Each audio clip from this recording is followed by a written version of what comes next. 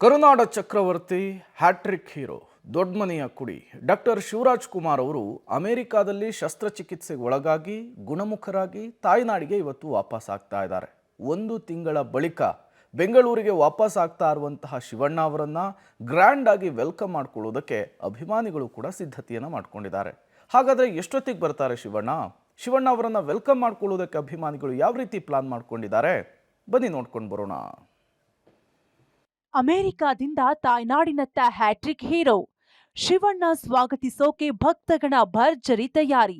ನಟ ಶಿವರಾಜ್ ಕುಮಾರ್ ಅಮೆರಿಕಾದ ಮಯಾಮಿ ಕ್ಯಾನ್ಸರ್ ಆಸ್ಪತ್ರೆಯಲ್ಲಿ ಚಿಕಿತ್ಸೆ ಪಡೆದು ಸಂಪೂರ್ಣ ಗುಣಮುಖರಾಗಿ ಬೆಂಗಳೂರಿಗೆ ಆಗಮಿಸುತ್ತಿದ್ದಾರೆ. ತಾಯ್ನಾಡಿಗೆ ಬರುವ ಸಿಹಿ ಸುದ್ದಿಯನ್ನ ಸ್ವತಃ ಶಿವಣ್ಣ ವಿಡಿಯೋ ಮೂಲಕ ಹಂಚಿಕೊಂಡಿದ್ದಾರೆ. ಬೆಳಿಗ್ಗೆ 9 ಗಂಟೆ ವೇಳೆಗೆ ಬೆಂಗಳೂರಿನ ಏರ್ಪೋರ್ಟ್ಗೆ ಬಂದಿಳಿಯಲಿದ್ದಾರೆ. ಹಾಯ್, ಎಲ್ಲರಿಗೂ ನಮಸ್ಕಾರ. ನಾನು ನಿಮ್ಮ ಪ್ರೀತಿಯ ಶಿವರಾಜ್ ಕುಮಾರ್. ತಮ್ಮ ಪ್ರೀತಿ ಹಾಗೂ ಅಭಿಮಾನಕ್ಕೆ ನಾನು ಶಿರೋಮಿ. ತಮ್ಮೆಲ್ಲರೂ ನೋಡೋಕ್ಕೆ ನಾನು ಜನವರಿ 26 ಗಣರಾಜ್ಯೋತ್ಸವ ದಿವಸ ಬರ್ತಾ ಇದ್ದೀನಿ ಬೆಂಗಳೂರಿಗೆ.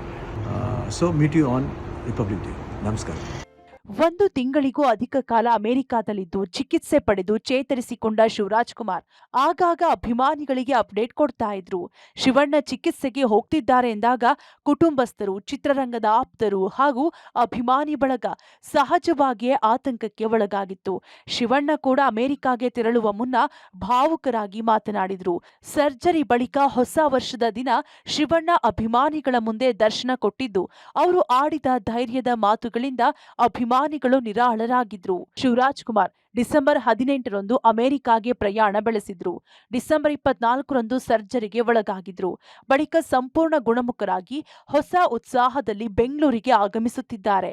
ಶಿವಣ್ಣರನ್ನ ಬರಮಾಡಿಕೊಳ್ಳಲು ಅಭಿಮಾನಿಗಳು ಭರ್ಜರಿ ಸಿದ್ಧತೆ ಮಾಡಿಕೊಂಡಿದ್ದಾರೆ. ಏರ್ಪೋರ್ಟ್ ಬಳಿಯ ಟೋಲ್ನಿಂದ ಹಿಡಿದು ನಾಗವಾರದ ಮನೆಯವರೆಗೂ ಶಿವಣ್ಣರನ್ನ ಬರಮಾಡಿಕೊಳ್ಳಲು ಫ್ಯಾನ್ಸ್ ಕಾಯ್ತಿದ್ದಾರೆ. ಶಿವಣ್ಣ ಅವರ ನಿವಾಸದ ಬಳಿ ಅಭಿಮಾನಿಗಳು ಬ್ಯಾನರ್, ಕಟೌಟ್ ಹಾಕಿ ಸ್ವಾಗತ ಮಾಡೋದಕ್ಕೆ ತಯಾರಿ ಮಾಡಿಕೊಂಡಿದ್ದಾರೆ.